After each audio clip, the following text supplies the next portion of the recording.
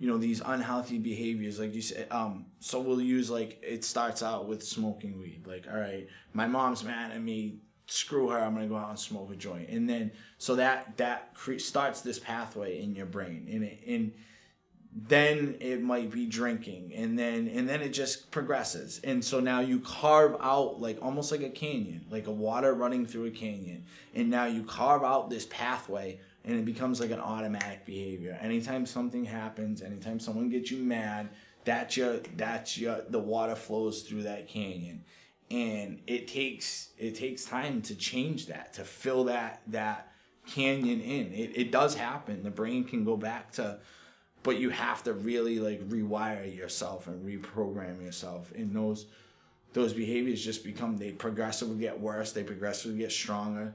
The littlest thing, like, I mean, it can go from serious things, using, drugs, alcohol for serious things. And by the end of it, it's like, my shoe's untied, I'm getting high. Then it just becomes excuses. And it's just a reason. And then, like I said, that canyon is so deep in your brain, that pathway for your neuroconnectors, it's like automatic. And it takes time to shut that off and to retrain your brain, to retrain the thought process. I think most people who end up in active addiction are hiding or masking something. It's something. It might be a physical abuse. It might be feelings. It can be I've heard a lot of different stories and a lot of different reasons why people starting.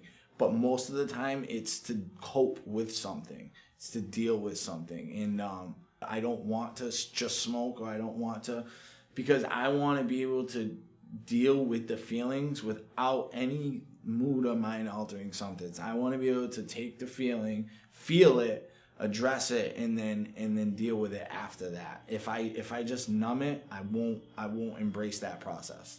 Because you don't want to feel the feelings. You use that as a numbing thing, or even when you do something bad or you hurt somebody else, instead of dealing with it and being honest or apologizing or whatever the healthy process of fixing that situation is, you get high, you get drunk, you use the substance to numb the feelings. It absolutely, it's so hard when you're caught in that to connect the dots.